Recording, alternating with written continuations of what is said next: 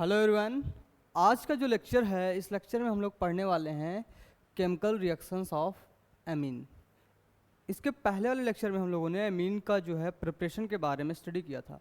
आज के लेक्चर में एमीन की जो कुछ केमिकल प्रॉपर्टीज़ हैं कि किस तरीके से वो डिफरेंट जो हमारे रिएजेंट होंगे या फिर डिफरेंट मॉलिक्यूल के साथ रिएक्ट करके क्या क्या फॉर्मेशन करेगा, और साथ साथ में पढ़ने वाले हैं कि एमीन्स जो होंगे उनकी बेसिक स्ट्रेंथ के बारे में कि primary amine, secondary amine, tertiary amine या फिर हमारा एराइल अमीन जो होगा उनमें बेसिक स्ट्रेंथ का कंपैरिजन हम लोग यहाँ पे करेंगे। क्योंकि जो आपके बोर्ड के क्वेश्चन या फिर नीट जेई के क्वेश्चन वो बेसिक स्ट्रेंथ पे भी क्वेश्चन आपसे पूछे जाते हैं। ओके, तो सबसे पहला है कि basic character of amine. Basic character का मतलब क्या हुआ, इसको थोड़ा सा समझ ला कि जो हमारा एमीन होता है, एमीन पे क्या होता है, लोन पेयर इलेक्ट्रॉन। एमीन पे जो नाइट्रोजन एटम होता है, नाइट्रोजन एटम पे लोन पेयर इलेक्ट्रॉन होते हैं। ये लोन पेयर इलेक्ट्रॉन जो है Lewis acid, lone pair electron present होने की वजह से एमीन जो होता है ये क्या करता है, लेविस बेस की तरीके से एक्ट करने लग जाता है। लेविस बेस की तरीके से एक्ट करने लग जाता है। उसके बाद कोई हमारा दिया हुआ है HX, HX का मतलब ले लिया सिंपल सा हमने HCl ले लिया या HBr ले लिया, तो ये क्या करेगा, ये एक तरीके का एसिड है। एसिड का काम क्या होगा, प्रोटॉन को देना। ठीक है, एसिड यहाँ से क्या करेगा, प्रोटॉन को देगा। यानी कि हो क्या रहा है कि ये जो लोन पेयर इलेक्ट्रॉन है एमीन पे, यानी नाइट्रोजन पे जो लोन पेयर इलेक्ट्रॉन है, ये लोन पेयर इलेक्ट्रॉन दे रहा है H+ को, और जैसे ही H+ को दे रहा है तो यहाँ पे हो जाएगा क्या, RNS3, और जैसे ही लोन पेयर इलेक्ट्रॉन दिया तो यहाँ पे पॉजिटिव चार्ज नाइट्रोजन पे जनरेट हो जाएगा। एंड बचा क्या हमारे पास, यहाँ से बचा X-, यानी कि अगर इसको सिंपल वे में समझें तो जैसे ही एसिड के साथ रिएक्ट करता है तो ये सॉल्ट का फॉर्मेशन कर रहा है, और कैसा सॉल्ट बना रहा है, क्वाटर्नरी अमोनियम सॉल्ट, जो कि हम लोग पिछले लेक्चर में पढ़ चुके हैं कि क्वाटर्नरी अमोनियम सॉल्ट होता क्या है। ठीक है, अगर और समझना है तो उस लेक्चर को जो है देखिएगा। तो यहाँ से जो क्वाटर्नरी अमोनियम सॉल्ट का फॉर्मेशन हुआ है, किस कारण से हुआ है, क्योंकि नाइट्रोजन जो था एमीन का, उसके पास लोन पेयर इलेक्ट्रॉन था। उस लोन पेयर इलेक्ट्रॉन को उसने H+ को दे दिया, जिसकी वजह से क्वाटर्नरी अमोनियम सॉल्ट का फॉर्मेशन हुआ है। तो एक इसका स्पेसिफिक एग्जांपल ले लिया है कि एनिलीन है, एनिलीन की रिएक्शन कराई है HCl के साथ, तो ये क्या करेगा, जो HCl का H+ है ये लोन पेयर इलेक्ट्रॉन को एक्सेप्ट कर लेगा। लोन पेयर इलेक्ट्रॉन को जैसे ही एक्सेप्ट करेगा ये बनाएगा C6H5NS3, C6H5NS3 positive and Cl negative. Cl negative क्या होगा, इलेक्ट्रोस्टैटिक फोर्स ऑफ अट्रैक्शन के थ्रू जो है नाइट्रोजन से बंधा रहेगा। ओके, तो यहाँ पे क्या हुआ है, एनिलीनियम क्लोराइड, इसको क्या बोलेंगे, एनिलीनियम क्लोराइड। तो एनिलीनियम क्लोराइड का जो है फॉर्मेशन हो गया है। तो आई थिंक ये समझ में आया होगा कि किस तरीके से बेसिक कैरेक्टर को अपने शो करता है। तो जो लोन पेयर इलेक्ट्रॉन होता है इसका बहुत ही इंपॉर्टेंस है in the basic character of amine. Okay, then अगर जो हमारा क्वाटर्नरी अमोनियम सॉल्ट बन गया है, जो भी सॉल्ट का फॉर्मेशन हमने किया है उसकी रिएक्शन करा दें बेस के साथ। अब बेस यहाँ पे क्या हो सकता है, NaOH हो सकता है, KOH हो सकता है, बस हमें क्या लेना है, स्ट्रॉन्ग बेस लेना है। तो यहाँ पे क्या किया हमने, बेस क्या होते हैं, बेस जो होते हैं वो OH- को लिबरेट कराते हैं। जो भी OH- को निकालेंगे उन्हीं को बोलते हैं बेस। तो OH- से हमने जो है रिएक्ट करवाया, जैसे ही OH- से रिएक्ट करवाएंगे तो जो हमारा सॉल्ट है ये सॉल्ट जो है एमीन में कन्वर्ट हो जाएगा। ये सॉल्ट जो है ये प्राइमरी एमीन में कन्वर्ट हो जाएगा। एंड साथ साथ में वाटर एंड X- का मतलब है हाइड्रोजन आयन जो है वो लिबरेट करेगा। ओके, ये पॉइंट समझ में आया। पॉइंट समझने वाला ये है कि जब भी क्वाटर्नरी अमोनियम सॉल्ट की रिएक्शन करवाते हैं बेस के साथ तो ये क्या करता है, प्राइमरी एमीन का फॉर्मेशन करता है। ओके, ये पॉइंट समझ में आ गया। इतना आपको ध्यान में रखना है, क्वाटर्नरी अमोनियम सॉल्ट की रिएक्शन करानी है बेस के साथ, प्राइमरी एमीन का फॉर्मेशन होगा। ओके, नेक्स्ट रिएक्शन पे आते हैं। नेक्स्ट है कि जैसे ही वाटर के साथ हमने हाइड्रोलिसिस किया तो यहाँ से भी क्या है, बेसिक स्ट्रेंथ को हम लोग चेक करने जा रहे हैं। तो उसके लिए क्या करेंगे कि यहाँ से वाटर से H प्लस जो है यहाँ पे गया तो बना लिया RNS3 positive and OH negative. अब हमें अगर बेसिक स्ट्रेंथ देखनी है, आपको वैल्यू दी जाएगी, किस चीज़ की वैल्यू? Kb की। अब Kb कैसे हम लोग निकालते हैं? Kb जो होता है ये क्या होता है कि जो भी हमारे कंसंट्रेशन होते हैं प्रोडक्ट के, concentration of product divided by concentration of reactant, concentration of product divide by concentration of reactant. तो अभी यहाँ पे प्रोडक्ट हमारे पास क्या बना हुआ है? प्रोडक्ट बना है RNS3 positive plus OH negative. तो यहाँ पे क्या किया है? RNS3 positive and OH negative को हमने उसका कंसंट्रेशन कंसिडर कर लिया। देन सेकंड साइड में हमारे पास रिएक्टेंट क्या है? रिएक्टेंट है प्राइमरी अमीन। अब यहाँ पे वाटर भी है, पर वाटर को हम लोग कंसीडर नहीं करते हैं, वाटर के कंसंट्रेशन को नेग्लेक्ट कर दिया जाता है। ओके, तो सिर्फ और सिर्फ यहाँ पे जो कंसंट्रेशन लेंगे किसका लेंगे? अमीन का लेंगे। ओके, ये पॉइंट समझ में आया? वाटर के कंसंट्रेशन को नेग्लेक्ट कर देना है। देन यहाँ से जो वैल्यू निकल के आएगी Kb की, यहाँ से जो Kb की वैल्यू निकल के आएगी उससे क्या होगा कि हमें जो है Pkb पता चल जाएगा। Pkb किस कैसे पता चलेगा? ये होता है माइनस लॉग ऑफ Kb की। जो Kb की वैल्यू आएगी उसको यहाँ पे पुट कर देना है और उसका माइनस में लॉगरिथम ले लेना है, तो Pkb वैल्यू निकल के आ जाएगी। ये आपका क्लास 11th का एक चैप्टर होता है इक्विलिब्रियम। ठीक है, क्लास 11th में इक्विलिब्रियम में आप लोगों ने पढ़ा होगा सॉल्ट का जो है हाइड्रोलिसिस ऑफ सॉल्ट। तो वहाँ पे pH के बारे में पढ़ते हैं, pOH के बारे में पढ़ते हैं, Pkb के बारे में पढ़ते हैं, Kc के बारे में पढ़ते हैं। इन सब चीज़ों के बारे में वहाँ पे स्टडी करते हैं कि डिटेल में होता क्या है चीज़ें। ठीक है, यहाँ पे हम शॉर्टकट में बता रहे हैं कि जैसे ही Kb निकल के आएगा तो अब जो वैल्यू होगी Kb की, अगर लार्जर वैल्यू है Kb की या स्मॉलर वैल्यू है Kb की, तो क्या होगा? हमारा जो है जितना ज़्यादा जो है Kb की वैल्यू होगी तो माइनस लगा हुआ है, Pkb की हो जाएगा उतना ही कम। ठीक है, जितना ज़्यादा Kb Pkb उतना ही कम। ठीक है, तो इसको ऐसे शॉर्टकट से नोट कर लेना कि जो Kb अगर मैक्सिमम यानी इंक्रीज करेगा तो Pkb क्या हो जाएगा? डिक्रीज करेगा। ठीक है, Kb अगर इंक्रीज करेगा तो Pkb डिक्रीज करेगा, एंड Pkb की वैल्यू अगर कम होगी तो फिर हमारा जो बेस होगा उसकी स्ट्रेंथ जो है वो बढ़ जाएगी। ठीक है, तो हो जाएगा स्ट्रॉन्गर बेस। ओके, ये पॉइंट समझ में आया? ठीक है, ये जो स्लाइड है इस स्लाइड से सिर्फ आपको समझना क्या था?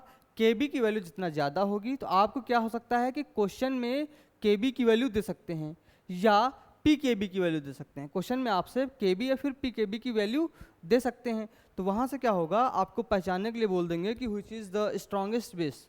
तो जहाँ पे Kb की वैल्यू अगर मैक्सिमम है तो वो हमारा स्ट्रॉन्गेस्ट बेस हो जाएगा, Pkb की वैल्यू मैक्सिमम है तो वो हमारा लोएस्ट बेस हो जाएगा, यानी कि लीस्ट बेसिक हो जाएगा। ओके, देन अब यहाँ पे कुछ आपको एग्जांपल्स दिए गए हैं, इनमें हमें जो है अरेंजमेंट बताना है बेसिक स्ट्रेंथ का। जो बेसिक स्ट्रेंथ है इनका जो है अरेंजमेंट आपको बताना है कि कौन सा ज़्यादा बेसिक होगा, कौन सा कम बेसिक होगा।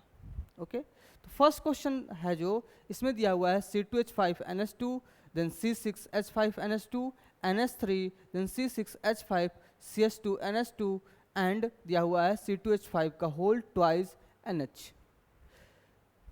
तो ये हो गया first, second, third, fourth and fifth. इन पांचों में बेसिक स्ट्रेंथ का हमें ऑर्डर बताना है कि कौन सबसे ज़्यादा बेसिक होगा और कौन लीस्ट बेसिक होगा।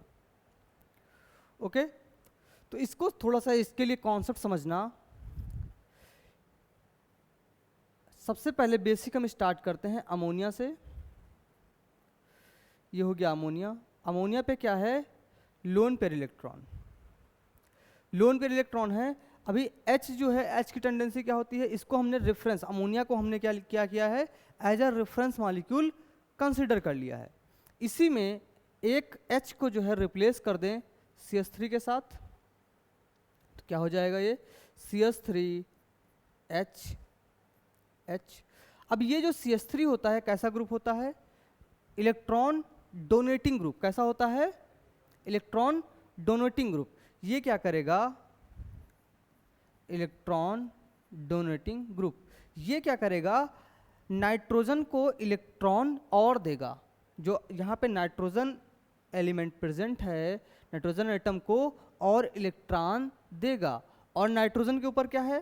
पहले से ही लोन पेयर इलेक्ट्रॉन है। तो यहाँ पे क्या हो जाएगा कि इलेक्ट्रॉन और बढ़ जाएंगे। इसका मतलब क्या हो रहा है? इसका बेसिक स्ट्रेंथ और ज़्यादा इंक्रीज कर रहा है। जितना ज़्यादा नंबर ऑफ इलेक्ट्रॉन बढ़ते जाएंगे उसका बेसिक स्ट्रेंथ जो है वो बढ़ता जाएगा। ओके, अब इसी का कंपैरिजन करते हैं। सेकंड CH3 था, देन इसके बाद एक और H को हमने निकाल दिया यहाँ से और यहाँ पे ऐड कर दिया H। अब इन तीनों में से इस पे क्या था? एक ग्रुप लगा था जो इलेक्ट्रॉन को नाइट्रोजन की तरफ शिफ्ट कर रहा था, पर यहाँ पे क्या हुआ है? एक CH3 पहले से है, दूसरा CH3 और आ गया जो इलेक्ट्रॉन को देगा। यानी कि ये क्या कर रहा है? और बेसिक स्ट्रेंथ इसकी इंक्रीज कर रहा है, और बेसिक स्ट्रेंथ इसकी इंक्रीज कर रहा है। अब यहाँ पे हमें ये तो पता चल गया है कि ये वाला हो गया फिफ्थ वन एंड ये वाला हो गया हमारा इस टाइप का मॉलिक्यूल। इन दोनों का कंपैरिजन समझ में आ गया। यहाँ पे जो दिया हुआ है बेंजीन रिंग, इसकी बात कर लेते हैं। जो हमारा बेंजीन रिंग है,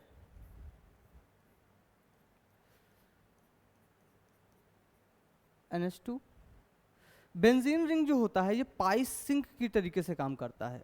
यानी ये क्या करता है? इलेक्ट्रॉन का डीलोकलाइजेशन करता है। जब इलेक्ट्रॉन का डीलोकलाइजेशन करेगा तो इलेक्ट्रॉन को ये क्या कर रहा है? डीलोकलाइज कर रहा है, सर्कुलेट कर रहा है अपने सर्किल में, यानी अपने जो है बॉन्ड्स में partial double bond character and single bond character को वो शो कर रहा है। अब यहाँ पे डबल बॉन्ड है, फिर सिंगल बॉन्ड है, लेकिन अगर जब रेजोनेंस करवाते हैं तो ये सारे बॉन्ड जो है वो पार्शियल डबल बॉन्ड की तरीके से एक्ट करते हैं।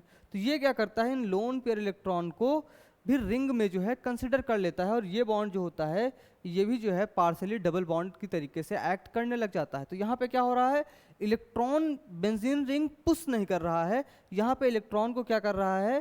पुल कर रहा है। इलेक्ट्रॉन को अपनी तरफ पुल कर रहा है। तो इसका मतलब है इसने क्या किया है? यहाँ पे जो NH2 ग्रुप है वहाँ से इलेक्ट्रॉन को अपनी तरफ खींचा है। यानी उसने क्या किया है? बेसिक स्ट्रेंथ को, जो NH2 की बेसिक स्ट्रेंथ उसको क्या किया है? डिक्रीज कर दिया है। ये पॉइंट समझ में आया? ठीक है, तो अगर इतना ये कॉन्सेप्ट समझ में आ गया है कि अगर जो है इलेक्ट्रॉन डोनेटिंग ग्रुप प्रेजेंट हो तो वो क्या करेंगे? बेसिक स्ट्रेंथ को इंक्रीज कर देंगे। तो इसका एक स्पेसिफिक होता है, इसको भी नोट कर लेना कि जो बेसिक स्ट्रेंथ होती है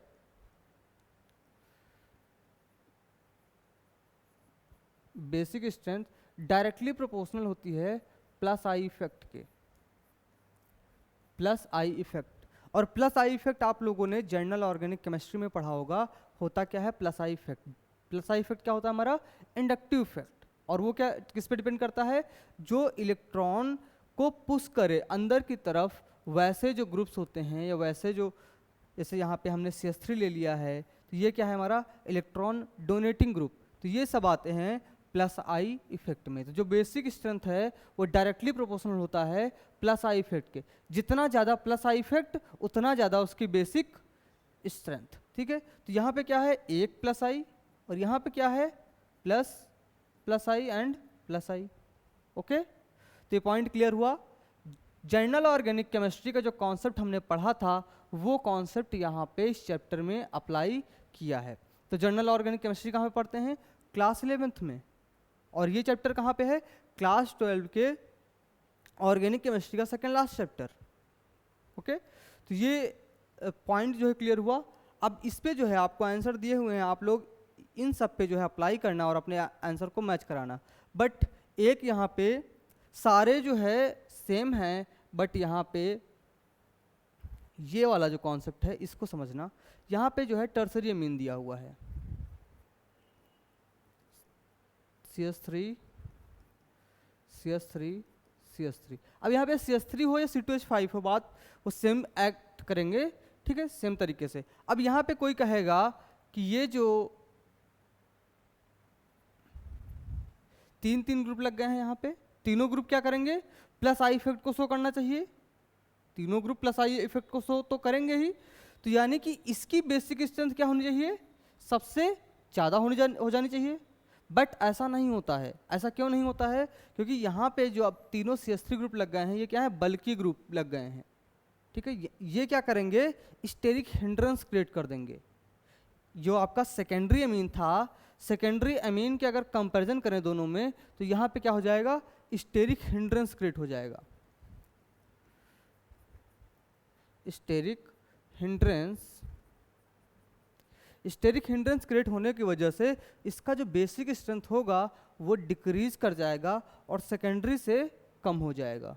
ठीक है, पॉइंट समझ में आया, किस कारण से टर्सरी का बेसिक स्ट्रेंथ डिक्रीज कर जाएगा, due to steric hindrance. Okay, तो यहाँ पे आपको आंसर मिल जाएंगे, आप आंसर को मैच करा लीजिएगा, अपने आंसर आप दीजिएगा और उन आंसर को यहाँ से मैच करा लीजिएगा। तो यहाँ पे फर्स्ट सेकंड थर्ड तीनों के आपके ऑप्शंस दिए हुए हैं। तो हमने जो कॉन्सेप्ट बताया कि अगर सेकेंडरी अमीन है तो उसका बेसिक स्ट्रेंथ सबसे ज़्यादा है, देन प्राइमरी का, देन बेंजाइलिक का, then ammonia and then direct जो बेंजीन रिंग से जुड़ा होगा उसका होगा। ठीक है, वही कॉन्सेप्ट सब में लगाना है। अब क्या करना है, सेकेंडरी का सबसे ज़्यादा है बट टर्सरी का जो है वो सेकेंडरी से कम हो गया है, देन प्राइमरी का, देन बेंजाइलिक का। Okay, then secondary, then primary, then tertiary and यहाँ पे CH2 ग्रुप बेंजीन रिंग पे ऐड हो गया है, देन फिर बेंजाइलिक। ओके, तो ये आप लोग जो है मैच करा लेना आंसर को और इसको जो है सॉल्व करना अपने हिसाब से। ओके, अब आते हैं हम नेक्स्ट स्लाइड पे। आपको हमने कॉन्सेप्ट बता दिया है, उस कॉन्सेप्ट को अप्लाई करना। अब यहाँ पे क्वेश्चन दिया हुआ है, इस क्वेश्चन को देखते हैं। क्वेश्चन दिया हुआ है, complete the following acid base reaction and name the product, और यहाँ पे रिएक्शन दी हुई है, इसकी हमें रिएक्शन को बताना है। तो होगा क्या कि जैसे ही पहले एमीन है, एमीन के पास क्या है, लोन पेयर इलेक्ट्रॉन है, HCl है, अभी जस्ट हम लोगों ने देखा था, HCl क्या करेगा, H+ को देगा, H+ को देगा तो यहाँ से बन जाएगा NH3 positive and Cl negative. यानी कि इसने क्या क्या है, यहाँ पे सॉल्ट का फॉर्मेशन कर दिया है, साल्ट का फॉर्मेशन कर दिया है। और साल्ट में देखते हैं नंबर ऑफ कार्बन एटम कितने हैं, 1 2 3, जैसे बोलेंगे N प्रोपाइल, और ये क्या है, हो गया हमारा अमोनियम एंड इसके साथ साथ क्लोराइड। ठीक है, अब इसके बाद जो है जो आपका टर्सरी इथाइल अमीन है, इसकी रिएक्शन कराते हैं, तो ये भी क्या है, ट्राई इथाइल अमोनियम क्लोराइड जो का फॉर्मेशन करेगा। तो सेम जो कॉन्सेप्ट हम लोगों ने भी पहले पढ़ा था, बस उस कॉन्सेप्ट को यहाँ पे आपको अप्लाई कर देना है। इस स्लाइड पे आइएगा, ये देखिए जो हमने फर्स्ट स्लाइड में बेसिक स्ट्रेंथ ऑफ एमीन किस तरीके से होती है, उसी कॉन्सेप्ट को अप्लाई कर देना है कि जब भी एसिड के साथ एमीन की रिएक्शन कराएंगे तो सॉल्ट का फॉर्मेशन होगा। ओके, देन अब इस स्लाइड को मैच कराना, क्या यहाँ पे वही किया गया है, ये एमीन है, एमीन की रिएक्शन एसिड के साथ कराई गई है, फॉर्मेशन हुआ है सॉल्ट का। ओके, देन टर्सरी अमीन है, इसकी भी एसिड के साथ रिएक्शन कराई गई है, सॉल्ट का फॉर्मेशन हुआ है। ओके, देन नेक्स्ट क्वेश्चन है, इस क्वेश्चन को थोड़ा सा ध्यान से समझना। क्वेश्चन में दिया गया है, right reaction of the final alkylation, mark कर लेना, alkylation product of aniline with excess of methyl iodide in the presence of sodium carbonate solution। तो यहाँ पे आपको 2-3 पॉइंट्स हैं, जैसे आपका एक्सेस मिथाइल आयोडाइड, ठीक है, एक्सेस मिथाइल आयोडाइड। तो जब भी जो है एनिलीन की रिएक्शन कराएंगे एक्सेस मिथाइल आयोडाइड के साथ, तो ये कैसा एक्ट करेगा कि मिथाइल आयोडाइड का I निगेटिव होगा एंड CH3 पॉजिटिव होगा। ये CH3 पॉजिटिव क्या करेगा, नाइट्रोजन पे जो लोन पेयर इलेक्ट्रॉन होंगे उन लोन पेयर इलेक्ट्रॉन को एक्सेप्ट कर लेगा और इसके साथ सॉल्ट का फॉर्मेशन कर लेगा। ठीक है, यहाँ पे N पे जो है पॉजिटिव हो गया, NH2 positive, CH3 and I negative, salt का फॉर्मेशन हो गया है। देन ये जो सॉल्ट का यानी क्वाटरनरी अमोनियम सॉल्ट का जो फॉर्मेशन हुआ है, अभी आप हमेशा ध्यान में रखिएगा कि जब भी एमीन की रिएक्शन यानी एनिलीन की रिएक्शन, एमीन का एग्जांपल स्पेसिफिक क्या लिया गया है इसमें, एनिलीन, ठीक है। एनिलीन की जब भी रिएक्शन कराएंगे मिथाइल आयोडाइड के साथ, इन एक्सेस में जब भी मिथाइल आयोडाइड को एक्सेस में लेंगे तो ये क्या करेगा, क्वाटरनरी अमोनियम सॉल्ट का फॉर्मेशन करेगा। और यही जो है इसी को बोलते हैं हॉफमैन अमोनोलिसिस रिएक्शन। यानी कि इस क्वेश्चन में क्या किया है, एक नेम रिएक्शन को भी इंट्रोड्यूस किया हुआ है कि मिथाइल आयोडाइड के साथ रिएक्शन कराई हुई है। ओके, अब ये जो हमारा प्रोडक्ट बन गया है एन मिथाइल एनिलीनियम आयोडाइड, इसकी रिएक्शन बोला गया है in presence of sodium carbonate solution. Sodium carbonate solution की प्रेजेंस में रिएक्शन कराते हैं तो इसके आगे रिएक्शन जो प्रोसीड होगी उसमें क्या प्रोडक्ट बनेंगे। तो जब भी जो है यहाँ से देखना कि जो हमारा सॉल्ट का फॉर्मेशन हुआ है, जो सॉल्ट का फॉर्मेशन हुआ है इसकी रिएक्शन कराते हैं सोडियम कार्बोनेट के साथ, तो यहाँ से जो है जो प्रोडक्ट हमारा बना है यहाँ से क्या करेगा, सॉल्ट से H निकाल देगा यहाँ से, एंड यहाँ से I को निकाल देगा। यानी बेसिक क्या है कि ये हमारा जो है सेकेंडरी एमीन का फॉर्मेशन कर देगा। क्या करेगा, सेकेंडरी एमीन का फॉर्मेशन करेगा। अब यहाँ पे कार्बोनेट में सोडियम पॉजिटिव होता है, आयोडीन निगेटिव होता है, तो सोडियम आयोडाइड बना लेगा। CO3 जो है वो CO2 में कन्वर्ट हो जाएगा एंड बचा क्या हमारे पास, वाटर मॉलिक्यूल साथ में निकल जाएगा। पर बेसिक हमें ध्यान में रखना है कि जो क्वाटरनरी अमोनियम सॉल्ट है उसकी रिएक्शन कराते हैं सोडियम कार्बोनेट के साथ तो सेकेंडरी अमीन का फॉर्मेशन होता है। ओके, तो ये पॉइंट समझ में आया कि हमें जो है जब क्वाटरनरी अमोनियम सॉल्ट के साथ रिएक्शन कराएंगे सोडियम कार्बोनेट की तो हमें जो है सेकेंडरी अमीन का फॉर्मेशन हुआ है। ओके, देन यहाँ पे नेक्स्ट रिएक्शन कराई गई है कि अब डायरेक्ट आपको प्रोडक्ट बताना है। डायरेक्ट क्या करना है, प्रोडक्ट बताना है। तो हुआ क्या है कि एनिलीन लिया, CH3I के साथ रिएक्शन कराई, सोडियम कार्बोनेट डाला, तो डायरेक्ट प्रोडक्ट क्या बनेगा, पहले स्टेप में क्या बनेगा, quaternary ammonium salt, second step में एमीन का फॉर्मेशन हो जाएगा, सेकंड स्टेप में एमीन का फॉर्मेशन हो जाएगा। ठीक है, देन ये आपके स्टेप्स लिखे हुए हैं, मैकेनिज्म किस तरीके से हुई है वो आप यहाँ पे देख सकते हैं। ठीक है, कि यहाँ पे सबसे पहले कार्बोनेट आके, पहले तो हमारा क्वाटरनरी अमोनियम सॉल्ट बना, देन कार्बोनेट आके ऐड हुआ।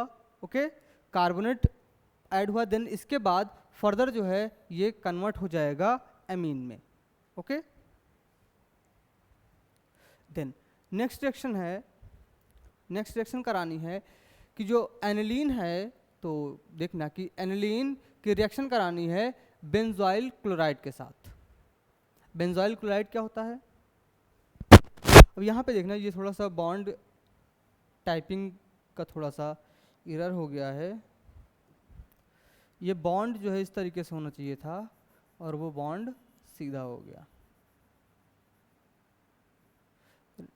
केमिस्ट्री की जो भी रिएक्शंस होती हैं उनको टाइप करने में बहुत जो है मेहनत लगती है। पहले टाइप करो, देन उसके बाद देखो कि जो है कहीं पे एरर तो नहीं आ गया है। ठीक है, तो यहाँ पे देखना कि जो ये, इसको थोड़ा सा इरेज ही कर लेते हैं अच्छे से।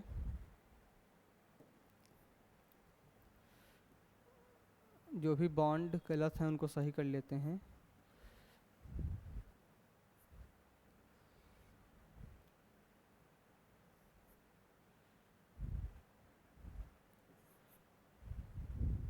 ओके, तो यहाँ पे लिखा हुआ है COCl, यहाँ पे हो जाएगा NH एंड Cl, इसके साथ बॉन्ड बनाया है एंड ये यहाँ पे बॉन्ड का फॉर्मेशन हो गया। ओके, ठीक है, अभी ठीक है सारे बॉन्ड्स।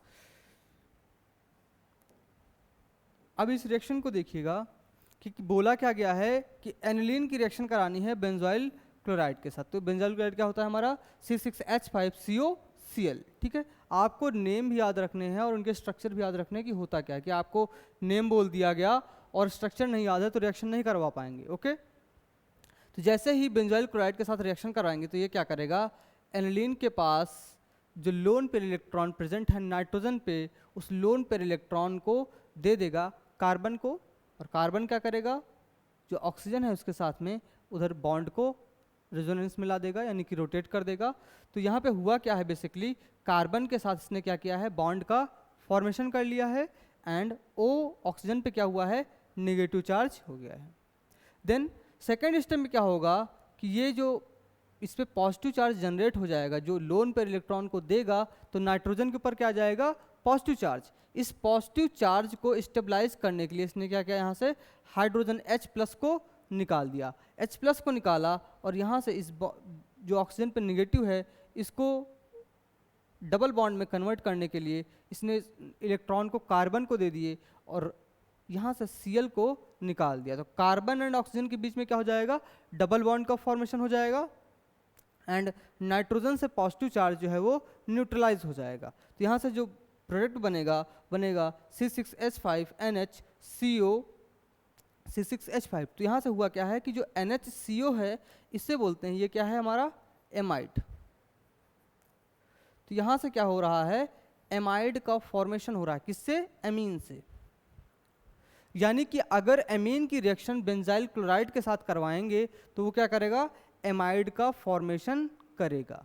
ओके, ये पॉइंट समझ में आया कि जब भी एमीन की रिएक्शन कराएंगे बेंजाइल क्लोराइड के साथ वो एमाइड का फॉर्मेशन करेगा।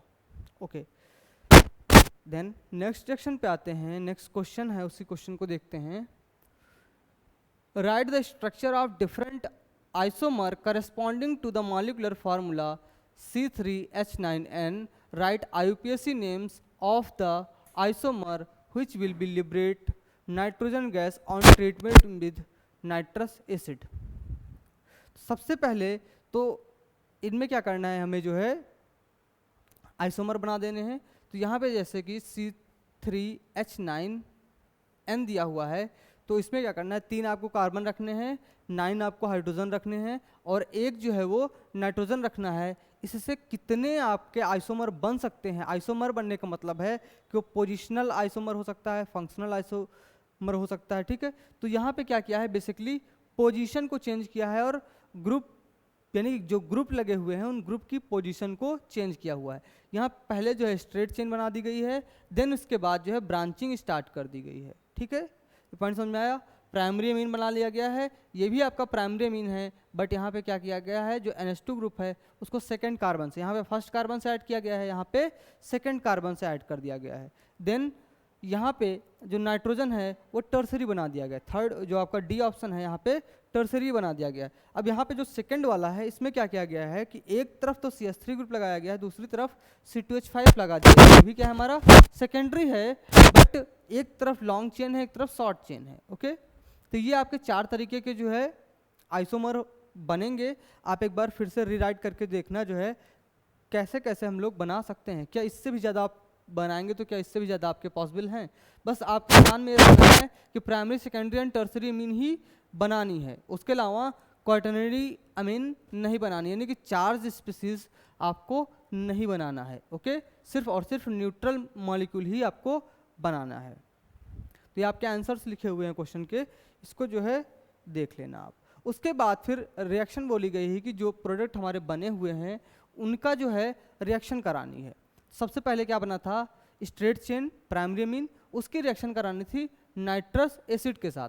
जब नाइट्रस एसिड के साथ, कॉन्सेप्ट यहाँ पे ध्यान में रखना कि जब भी एमीन की रिएक्शन कराते हैं नाइट्रस एसिड के साथ, तो ये क्या करता है, एमीन का जो NH2 ग्रुप होता है इसको रिप्लेस कर देता है OH ग्रुप से, इसको रिप्लेस कर देता है OH ग्रुप से, ठीक है। तो यहाँ पे देखना क्या हुआ है, NH2 ग्रुप रिप्लेस हो गया है OH से, तो क्या बन गया यहाँ पे, basically alcohol.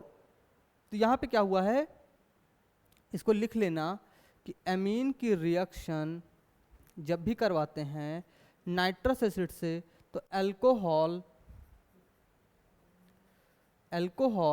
Plus nitrogen gas plus water molecule का फॉर्मेशन होता है। ये अगर इतना आपको दिमाग में आपके बैठ गया तो आपके सारे क्वेश्चन सॉल्व हो जाएंगे। तो अभी देखना, ये क्या था, हमारा प्राइमरी अमीन था। ओके, ये भी क्या है, हमारा प्राइमरी अमीन है, तो ये भी क्या करेगा, अल्कोहल का फॉर्मेशन करेगा। साथ में क्या किया इसने, एंड टू एंड वाटर का फॉर्मेशन किया। तो ये कॉन्सेप्ट समझ में आ गया होगा। अब इसमें जो है ऐसे एक जनरल क्वेश्चन है ऐसे ही, ठीक है, कि आप देखते हैं जो पिछला आपने पढ़ा है वो कितना आपको याद है। तो लिखा हुआ है intermolecular association is more in, intermolecular जो एसोसिएशन होता है वो किस में ज़्यादा होता है। इंटरमॉलिक्यूलर एसोसिएशन का मतलब क्या होता है उसको भी समझना होगा, ठीक है। वर्ड तो हमने पढ़ लिया कि इंटरमॉलिक्यूलर एसोसिएशन, इसका मतलब क्या है, ये पॉइंट क्लियर हो रहा है कि इसका मतलब क्या होगा। इंटरमॉलिक्यूलर एसोसिएशन का मतलब है कि ये जो एमीन का फॉर्मेशन हुआ है ये दूसरे एमीन के साथ, ठीक है, खुद के साथ ही नहीं दूसरे एमीन्स के साथ कितना ज़्यादा बॉन्ड बना सकता है। तो होता क्या है कि जो एमीन होता है आपका, एमीन जो होगा यहाँ पे क्या है, 2 हाइड्रोजन प्रेजेंट हैं। ये क्या है हमारा प्राइमरी अमीन है, प्राइमरी अमीन में 2 हाइड्रोजन प्रेजेंट हैं। ये क्या करेगा, किसी दूसरे एमीन के साथ हाइड्रोजन बॉन्डिंग करेगा, ठीक है। इसी तरीके से तीसरे के साथ जो है हाइड्रोजन बॉन्डिंग करेगा, और ये भी जो 2-2 मॉलिक्यूल लगते जा रहे हैं ये भी क्या करेंगे, किसी दूसरे के साथ हाइड्रोजन बॉन्डिंग करेंगे। ये वाला हाइड्रोजन भी दूसरे एमीन के साथ करेगा, ये वाला इसके साथ कर लिया, ये वाला हाइड्रोजन मॉलिक्यूल दूसरे के साथ करेगा, एंड ये वाला जो हाइड्रोजन मॉलिक्यूल दूसरे के साथ, यानी इस तरीके से चेन पूरी इसकी बढ़ती हुई चली जाएगी। तो प्राइमरी अमीन क्या है, सबसे ज़्यादा जो है इंटरमॉलिक्यूलर एसोसिएशन करेगा। बट वहीं पे अगर दिया हुआ है आपका सेकेंडरी एंड टर्सरी या फिर क्वाटरनरी अमोनियम, तो यहाँ पे क्या होगा कि यहाँ पे क्वाटरनरी अमोनियम में हाइड्रोजन नहीं है। जब हाइड्रोजन ही नहीं है तो क्या ये इंटरमॉलिक्यूलर हाइड्रोजन बॉन्डिंग करेगा, नहीं करेगा। वहीं पे टर्सरी है, टर्सरी में भी क्या है, हाइड्रोजन नहीं है, तो ये भी इंटरमॉलिक्यूलर बॉन्डिंग नहीं करेगा। बट सेकेंडरी में क्या है, सिर्फ एक ही हाइड्रोजन प्रेजेंट है, सिर्फ 1 हाइड्रोजन प्रेजेंट है, तो ये तो करेगा इंटरमॉलिक्यूलर एसोसिएशन, बट प्राइमरी के कंपैरिजन में कम होगा इसमें, ठीक है। इसमें सेकेंडरी में अगर देखें, सेकेंडरी में क्या हो जाएगा, सिर्फ और सिर्फ एक ही हाइड्रोजन मॉलिक्यूल है, तो ये क्या करेगा, सिर्फ एक ही मॉलिक्यूल के साथ एसोसिएट करेगा और इस तरीके से स्ट्रेट चेन बनती हुई चली जाएगी। बट यहाँ पे क्या हो रहा है, पूरा पूरा एक 3 डायमेंशनल नेटवर्क क्रिएशन होता चला जाएगा in the case of primary amine. तो आई थिंक ये कॉन्सेप्ट समझ में आया होगा, तो इसका आंसर भी आपको समझ में आया होगा किस कारण से प्राइमरी अमीन हमारा आंसर करेक्ट है। ओके, अभी जस्ट हम लोगों ने पढ़ा हुआ था अमीन किस तरीके से एक्ट करता है, तो आपको आंसर यहाँ पे टिक हैं, उन ऑप्शंस को भी आप लोग माइंड में बिठा के रखना कि किस लिए जो है ये करेक्ट है, ठीक है। तो अमीन जो होता है, अमीन पे होता है लोन पेयर इलेक्ट्रॉन, अमीन पे लोन पेयर इलेक्ट्रॉन होता है। ये इस लोन पेयर इलेक्ट्रॉन को डोनेट मतलब दूसरे एलिमेंट को देने की क्षमता रखता है, यानी कि दूसरे एलिमेंट को डोनेट ये कर देता है लोन पेयर इलेक्ट्रॉन को, जिसकी वजह से ये लेविस बेस की तरीके से एक्ट करता है। ओके, जब ये दूसरे को यानी H पॉजिटिव को लोन पेयर इलेक्ट्रॉन देगा तो यहाँ से फॉर्मेशन क्या करेगा, RNH3 पॉजिटिव। तो ये जो है अब लेविस बेस की तरीके से एक्ट करेगा। ये जो हमारा अमीन है प्राइमरी अमीन, लेविस बेस की तरीके से एक्ट करेगा। तो ये भी क्वेश्चन आपको समझ में आ गया होगा। देन नेक्स्ट है which is not property of aniline. Aniline की इसमें से कौन सी प्रॉपर्टी नहीं होती है वो हमें बतानी है। तो जैसे फर्स्ट दिया हुआ है it is basic in nature. तो अभी हम लोगों ने जस्ट बेसिक नेचर के बारे में डिस्कशन किया हुआ था कि प्राइमरी सेकेंडरी एंड टर्सरी अमीन की बेसिक स्ट्रेंथ के बारे में, तो यानी ये तो इसकी प्रॉपर्टीज होती हैं। फिर नेक्स्ट है it gives carbylamine reaction. तो जो हमारा अमीन होता है वो कार्बिल अमीन रिएक्शन देता है, ठीक है। ये भी आगे हम लोग पढ़ेंगे कार्बिल अमीन रिएक्शन होती क्या है। देन लिखा हुआ है it can react with alkyl halide. तो एल्काइल हैलाइड के साथ रिएक्शन होती है। जस्ट अभी हम लोगों ने एल्काइल हैलाइड यानी CH3I के साथ रिएक्शन कराई हुई थी, CH3I के साथ। तो इसको क्या बोला गया था, हाफ मैन अमोनोलिसिस, यानी हाफ मैन एल्काइल ग्रुप जो है यहाँ पे आके इसके साथ बॉन्ड का फॉर्मेशन किया था। यानी कि ये भी क्या करता है, एल्काइल हैलाइड के साथ, ये क्या है एल्काइल ग्रुप है और ये हैलाइड ग्रुप है, तो एल्काइल हैलाइड के साथ रिएक्ट करता है। तो तीनों प्रॉपर्टीज जो आपकी ऊपर दी हुई हैं, तीनों पॉइंट्स, ये क्या है हमारे करेक्ट हैं। बट आपको इस क्वेश्चन में क्या बताना है कि जो करेक्ट नहीं है, और जो करेक्ट नहीं होगा वही इसमें का करेक्ट ऑप्शन होगा। तो इसमें दिया हुआ है it turns blue litmus to red, तो ये रेड को ब्लू में कन्वर्ट करता है, ब्लू को रेड में कन्वर्ट नहीं करता है। तो यही आपका जो डी ऑप्शन है वो रॉन्ग है, और जो रॉन्ग है वही इस क्वेश्चन के हिसाब से सही है। ओके, अब कुछ पॉइंट्स हैं इसको जो हम लोग डिस्कस कर लेते हैं कि एल्काइल एमीन ले लिया और अमोनिया ले लिया, इसका जो है कंपैरिजन करते हैं। कंपैरिजन करने का मतलब है बेसिक स्ट्रेंथ का कंपैरिजन कर लेंगे, और साथ साथ में स्टेबिलिटी के बारे में, जो भी हमारा बेसिक स्ट्रेंथ होगा उसकी स्टेबिलिटी के बारे में जो पॉइंट्स अभी पहले नहीं क्लियर हुए होंगे वो पॉइंट्स को भी क्लियर कर लेंगे। ओके, तो यहाँ पे सबसे पहले क्या है कि प्राइमरी अमीन ले लिया है, इसकी रिएक्शन कराई है H+ के साथ, तो ये क्या करेगा, सॉल्ट का फॉर्मेशन करेगा या फिर क्वाटरनरी अमोनियम आयन का जो है फॉर्मेशन करेगा।